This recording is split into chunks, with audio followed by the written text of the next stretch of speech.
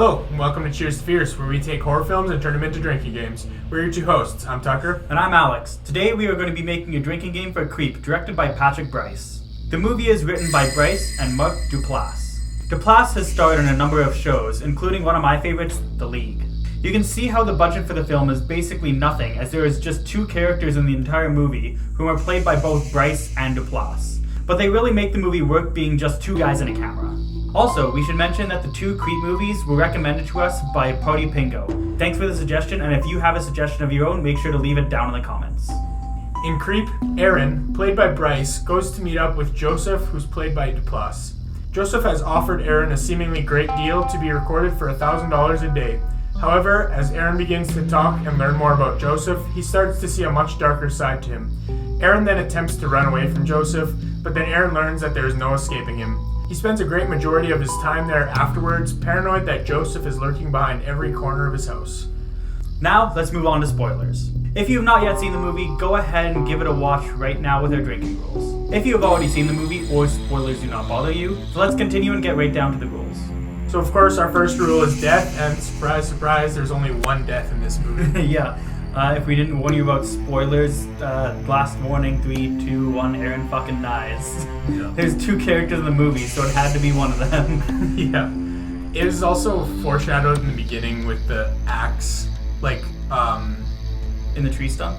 Yeah, in the tree stump, and then Aaron walks right past it, and, it's just foreshadowing how he's going to be killed with the axe. Yeah. I guess another thing is Joseph even mentions it to Aaron, did you think I was going to kill you with that axe? And he said, oh, no, there was a little bit of a chance, something along those lines anyways. Yeah. And he does end up killing him with it. Continuing, I guess, did you really find the death all that shocking? I'd say it's pretty shocking. You don't really see much detail, but the main reason it is shocking is because it is during broad daylight out in public for pretty much anybody to see if they were just walking by. So it's shocking in that sense, it is just broad daylight. Yeah, I guess it's a very bold move for a serial killer to do. That's the only thing that I can really mention for it to be shocking in that sense. Exactly. I'm gonna be here at Lake Gregory tomorrow at 11 a.m. And it's a public place. It's wide open. It's completely safe, and I promise you, you don't have to be afraid of me at all. Well, let's move on to our next rules, which is scream, cries, and yells, and that came down to 11 sips. Yeah, and pretty much it was just Aaron yelling after jump scares. What happened? Yeah. Which actually leads right into our next rule perfectly, is jump scares. It's rule number 3. And that happened 10 times, and it's pretty simple what the jump scares are in this movie. It's just Joseph trying to scare Aaron usually. Yeah, it's a pretty by-the-book definition. It's just Joseph jumping out of nowhere and trying to scare Aaron, and that's pretty much all the jump scares in the entire movie. Exactly. Mm-hmm. Joseph.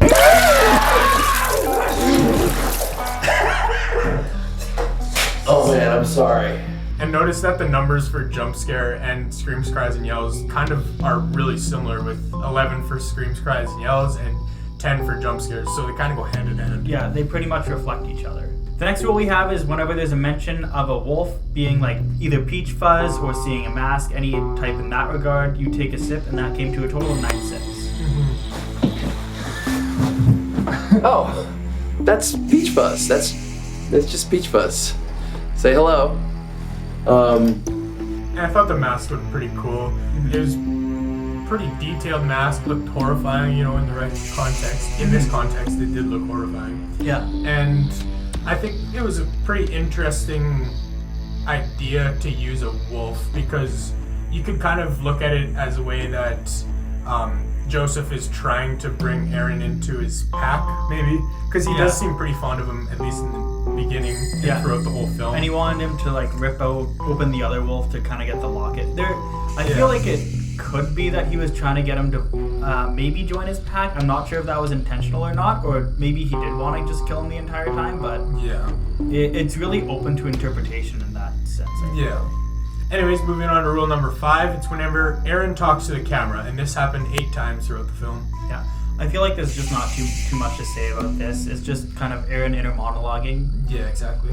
Now moving on to the next rule is whenever somebody hugs or high fives, and this gave us a total of 6 sips.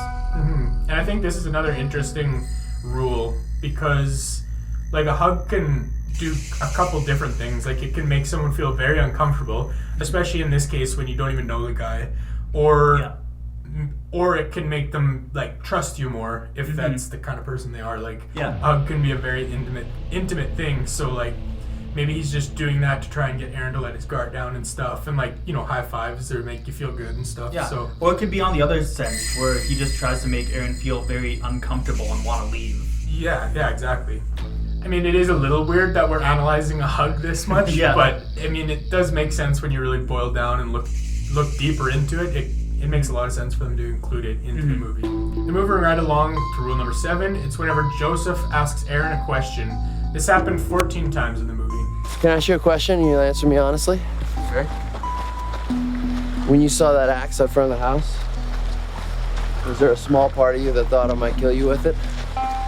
Yeah, I feel like this is one of our bigger rules. I think it is the biggest. It could be the biggest. I think it is, yeah. Anyways, let's continue about this. I feel like it's very interesting because Joseph is there to have Aaron interview him when it's actually Joseph interviewing Aaron, pretty much. Yeah. Let's move on to rule number 8, which is whenever Joseph's medical condition is talked about, you take a sip. This led to a total of 6 sips throughout the movie. Yeah, and I guess this could be a number of different things, like whether it's his brain tumor or how he's going to die soon or sick in the head, like any sort of example such as that where he's describing a condition that he might have. Yeah. I am a cancer survivor. Cancer in the liver, spread to the lungs. It looked pretty bad. They gave me the chemo. I knocked it out, really, and went into remission immediately. It was pretty incredible. Moving right along to rule number 9, it's whenever Joseph is talking to his non-existent son, Buddy. This happened 9 times in the movie. Yeah. My beautiful wife, Angela, of 6 years, is pregnant with our first child. Hi, Buddy. We're calling it Buddy. I'm not sure if he's actually non-existent. I mean, I'd say very safe to say that he doesn't. Yeah, I would say so too. Especially like knowing the second movie for the most part and how the way this movie ends. Yeah. All right, Buddy. Welcome to your first tubby. When I was your age, I used to take tubbies with my dad. We'd call them tubby time. And it was pretty much the greatest time of the day. And the last rule we have is whenever Joseph lies about something, you take a sip, which led to a total of 4 sips. Let's see what's good here. Pancakes, right? Didn't you say you used to come here with your family? What's that? Didn't you used to come here for years? Oh, yeah. No, it's just they changed the menu. So I was just curious if there was anything else. But yeah, I mean, obviously the pancakes are the thing. And obviously this is a pretty big chunk of the plot, even though it only happened 4 times. But something's revealed later to make Joseph to be even less trustworthy than he already seems. So it is, I'd say it's important. It's a big part of Joseph's character, I guess. Oh yeah. So now that we've gone over all the rules, we'll go into the totals. This film gave us 78 sips, which is equivalent of drinking just 2.5 drinks, based off our 30 sip per can scale. So it is pretty low this time around for drinking, but we do want to remind you that the film's only 80 minutes long, so it's basically like taking 1 sip a minute almost. So it still is a pretty casual drinking game, not very difficult, so maybe pair it with another one. Yeah, and I guess there's one other thing to add for this, especially with it being an 80-minute movie, which you think's like, that's kind of not impressive, but it's impressive that pretty much the entire film is improvised. Oh yeah, for sure. And along with that, I feel like it's just very hard to kind of improvise an entire movie, in my opinion anyways. Yeah, it would be, but for this format, it almost seems like it would work better because then it seems more genuine, like it's a found footage, like it's just 2 random guys, recording their day-to-day life rather than being scripted. I feel like if it was overly scripted, it would have came across as not genuine or something. Yeah, that's fair. And I guess you could compare it to Blair Witch because it is a found footage film, just like the Blair Witch is, I should say. But I would say that like both were obviously extremely cheap and easy to film, But I would say, but the difference between this and Blair Witch is Blair Witch, you don't really get to see a lot of what's going on. Like, a lot of it's just dark, and they kind of make you use your imagination a lot in that film, just to, you know, make you feel uneasy. Where this one shows you a lot to make you feel unsettled, and, you know, you get to see Joseph and how, like, off his rocker he is, just acting out of the ordinary, and something's not right, so you get to feel very unsettled and disturbed throughout the whole movie, and you actually get to see it, you know. Yeah, and I think we kind of have the same opinion of Blair Witch, how we grew up in the wrong time frame for that movie. As in this one, like, I feel like it hits a lot harder. Yeah, like, I can appreciate Blair Witch for what it did for the found footage genre, but it's just, I'm not a big fan of the movie. And I guess the big difference between, I feel like, this movie and I'd say a lot of other found footage movies is this movie actually has good actors, which I do not see from a lot of found footage films. I feel like this is my favorite found footage film, if I'll go off on a limb here. Yeah, but it's definitely up there for me as well.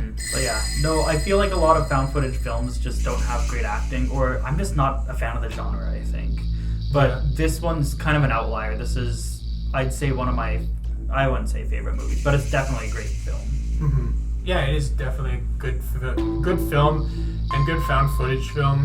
And like some of the other ones that we could compare to, obviously, like Paranormal Activity, As Above, So Below, Lake Mungo, VHS for sure. Like, I'd say, if anything, VHS, at least the first one, comes close to it. It could kind of be a segment in VHS almost, like if you really think about it. True. Yeah, but I mean, they expanded to 88 minutes and it just still works really well. Yeah, I agree. So now we'll move on to, I guess, talking about the characters, because that's the main point of the movie, obviously. Yeah. But we'll start with Aaron, because there's not a whole lot to say about him. He was obviously way too trustworthy for his own good, and like it just got him into obvious trouble. And I don't know what he was really thinking.